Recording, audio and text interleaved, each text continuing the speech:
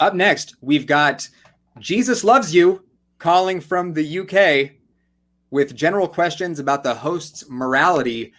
Someone's told me that, by the way, that Jesus loves me. I've heard that before. I've heard that too. That's a mouthful. It's a lot of syllables. Can we call you like JL or something?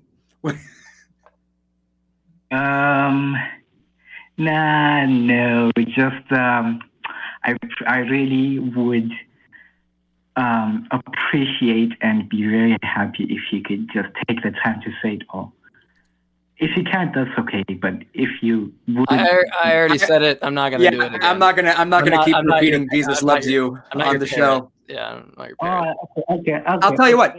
If you can demonstrate to us that the proposition Jesus loves you is true, I'll say it all day long. Easy as that. Yeah. Okay. I'll accept that as well. So one day, all right. Okay, so well, my question was about morality, but just before I do, I just wanted to find out if you think Christians hate you, or if you think I don't care. Like I just it's not part of my concern. I don't care if somebody hates me. Like that's their prerogative. I don't care. It's the last thing I'm worried about. I would say some may. I think that built into their theology, there's supposed to be love towards all people. So I would say that most Christians, from their own perspective, would probably say that they love us. I would say that also built into their theology would be the idea that a all-powerful, all-knowing God created J. Mike and I, knowing that we would be atheists and that we would be on the fast track to eternal punishment. So I would say that maybe their God hates us, but I don't think that the Christians would say that they hate us. They just worship a God that does. Okay, I would say not really, but anyways, that would be a long discussion. But my question, I was saying like not really in terms of thanks for the answers. I was saying not really in terms of no Christians. I don't think they obviously Christians. There may be some people who say they're Christians or who are really Christians who hate atheists and not really God, but God doesn't hate. But anyways, thank you for answering. And again, if we go into that, will be another discussion. But are you sure God doesn't hate? Morality. Isn't there a passage in the Bible that goes something? Isn't there a passage in the Bible that goes something like, like Jacob have I loved, but Esau I've hated, something like that? Yeah, exactly. Thank you for raising that up. So there's this YouTube channel called The Bible Project, and they do focus on, maybe you know it already, they focus on the types of literature in the Bible and trying to get it from the original translation. One of the guys, he's actually studied the language. I think it's, I don't know, Hebrew or something. Okay. They try and explain the types of literature in the Bible. And well, I'm not really that learned. I'm just like very young and I don't know the exact words, but the types of, for example, there is a part where God does say, go and slaughter the Canaanites, go and leave no one living there. And then there are times where God says, I am a jealous God. Let's God. JL, let's start with this. Let's start with this because you want to talk about morality and you mentioned the Canaanites. And I mentioned on the last call with Joe at least, that there is a command from God to Saul to kill Amalekite infants in 1 Samuel 15:3. Do you think that that's morally right? First of all, in 1 Samuel, all the commandments and orders are found in the Old Testament. So everything that could be. But the question is, it doesn't matter. The question isn't where are they found. The question is, do you think they're right? Well, yeah, and let me. This is one thing that really bothers real fast. I know, but real fast. You brought up. You walked into a pitfall here. When you say that's the Old Testament. Yeah. And you're claiming you have an objective source of morality. And then you're literally backing off of that into moral relativism by saying that was not okay, or that was okay then, it's not okay now. No. Objective morality means that moral dilemma X is wrong at any time. T equals 1, T equals 2055. It's wrong all the time. It does not change. There's not an exception. The second you add an exception to that thing, it's not objective anymore. It's done. You've killed your own position, dead in the water. So I'm telling you, I'm just saying that now, and we can go back. Do you think that it was right or wrong? And if you say it was right at one point and not okay, you've defeated yourself. Like, I don't even have to say anything. All right. First of all, could I, if you would allow me to explain, in terms of having objective morality, I'm not sure what that means. And I know some people think this is stupid of me to admit or come here, No, it's... I'm not 100% sure. I just know that. Wait. Please help me. Please let me. No, I was agreeing with you. I know that. I follow God. All right. Okay. Thank you. I follow God, and from what I understand from the Bible, so the Bible is a big book and it's quite complicated, I would say, and or maybe simple for some. But the Bible is not really something. It's not really just a set of commandments of this is who God is, this is how He wants things done. As I said, the Bible Project, it explains this, the types of literature used and the structure of which the Bible was made. So it's not just, okay, do this, do that, this is how God is, this is how He wanted, this is how He wanted things, this is how He wants things to be in 5 years or in 2,000 years more to come. It's more of a story of how things took place as well. And it's not just a story of how things took place, but also connects from the Old Testament. So in terms of what you said, what is said in Samuel is there are certain, this from a certain book, I'm not sure which one, to a certain book, that's where all the laws are found. And those laws applied to certain people. And they did so because of certain reasons. Mostly things like killing animals, making sacrifices. Those were connected to life and death and to your, as you say, the Bible Project does explain this, like, because they lived with God in the wilderness as they were traveling. So the killing of animals, things like that. And so in some of the books, God does command, let's say the New Testament, though they... I'm not moving to the New Testament. I'm not moving. No. Let's not. We're not moving to the, because I'm sorry to be rude, but you're evading my question. You're going on a long tirade of something that's just avoiding my question to you, which is, it's a simple answer. Was it right or not right to command the killing of infants? Was that right or was that wrong? It was right. It was right to kill infants. Explain why.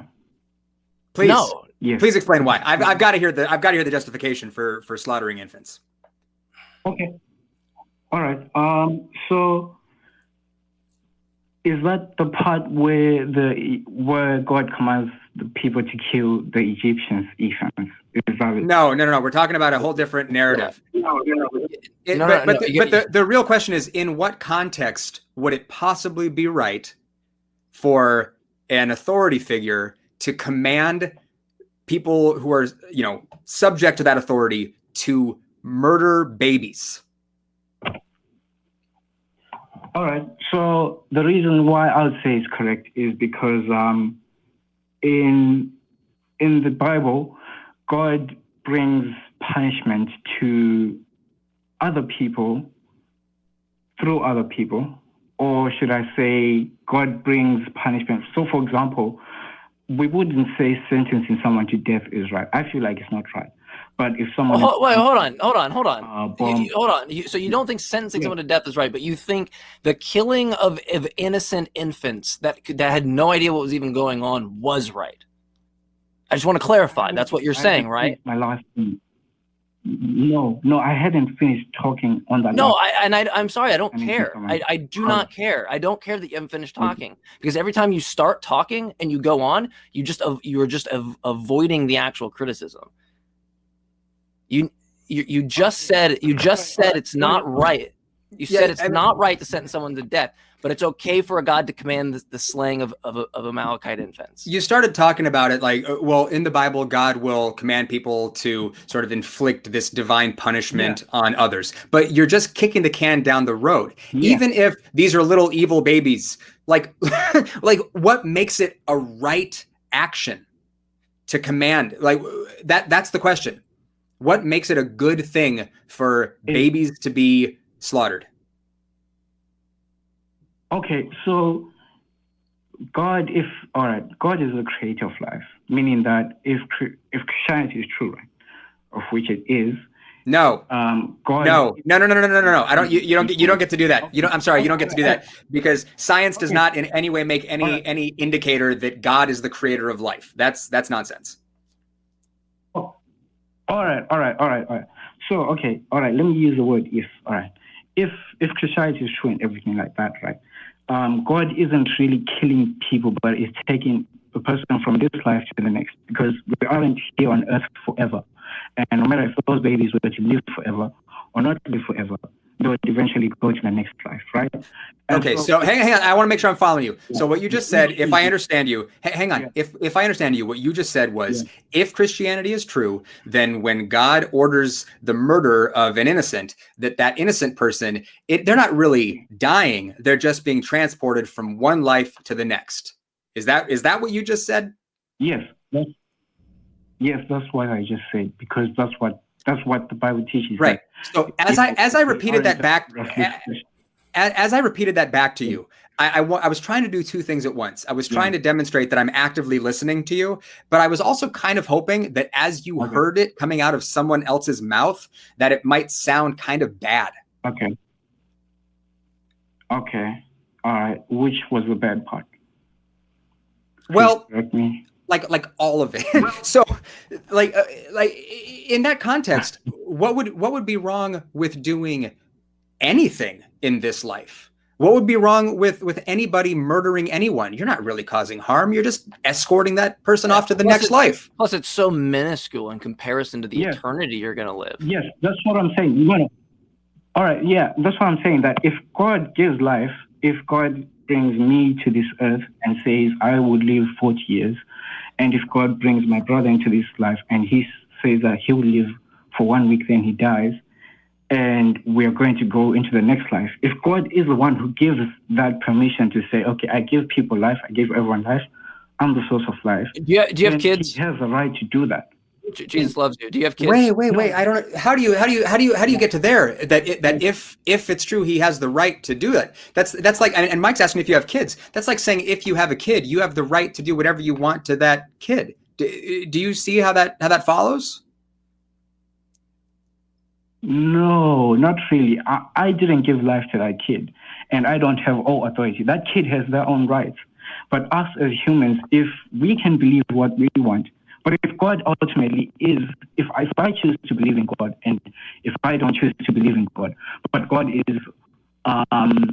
defaultly the giver of life, and He has given me life. This is like arguing that a king. This is like arguing that, like, because you have some king in some township, and you need to actually follow the rules of that. No, there's nothing about the mere obedience that goes, yes, this indicates it's right, and I should just follow this celestial North Korean dictator. Nothing about that. It follows logically at all. This is divine command theory, though, in essence, right? It kind of is the morality of the Bible being laid bare on this call. I wish you could see there are problems internally to what you're saying, but before we can even get there, I'd really like to try to ask you, because all of this is predicated on this giant if the Bible is true, then this sort of horrific moral picture is what we're facing. Why would we believe from the beginning that the Bible is true or should be taken seriously?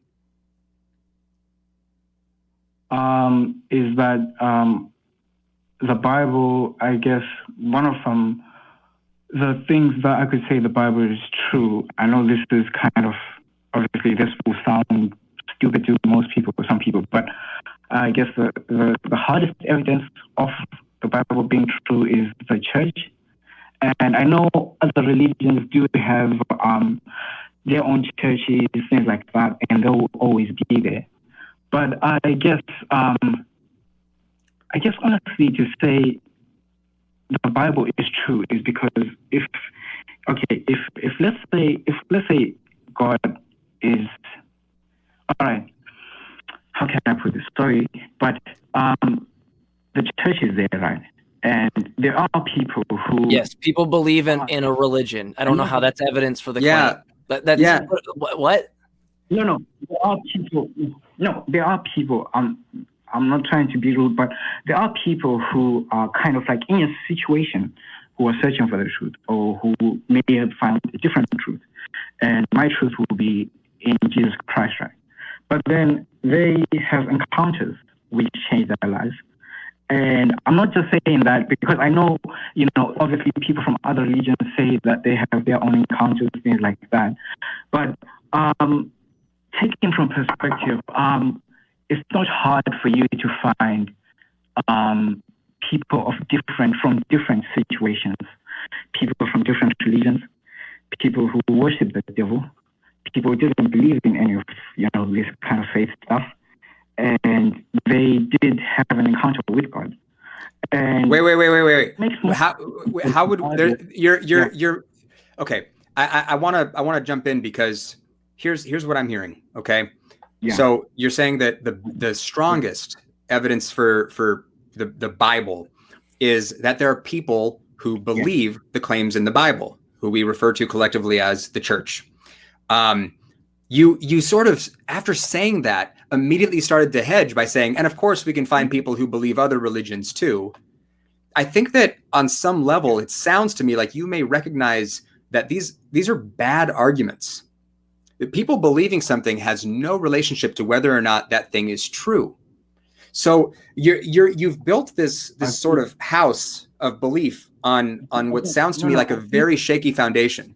Yeah, I mean, at that point, like homeopathic remedies are true, crystals healing are true, and it's just not the case. I mean, it's literally called an ad populum fallacy. It doesn't logically follow to state the amount of people that believe something is true. For example, there was something called the miracle of the sun, or the miracle of Fatima, where 30,000 people were convinced that they saw the sun move from the sky.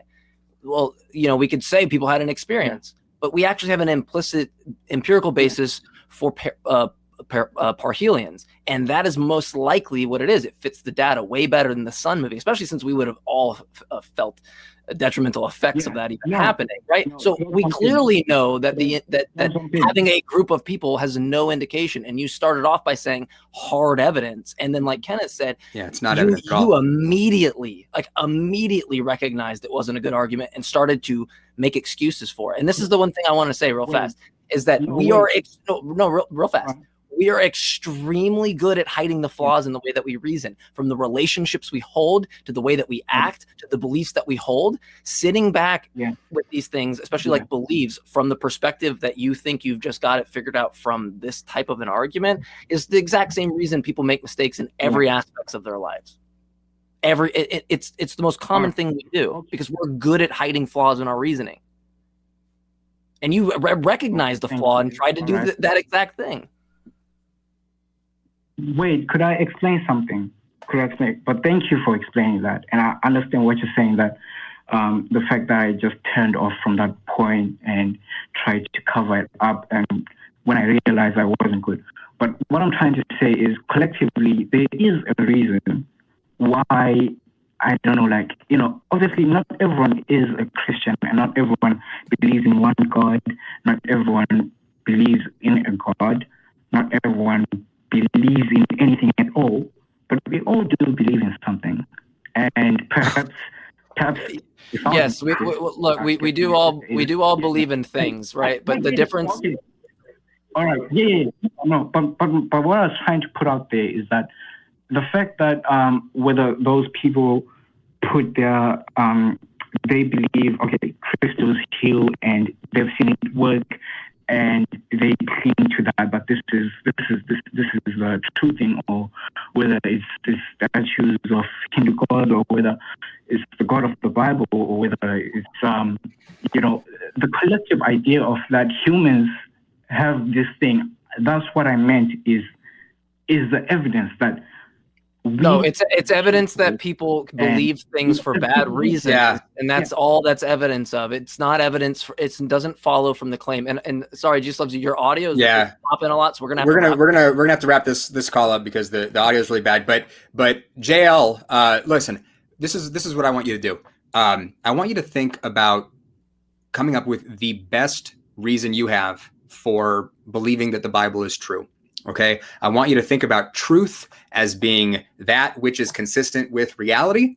And I want you to think about evidence as being anything that can be used to demonstrate that a claim is true. Okay. So think about those two things, find some evidence, and call us back.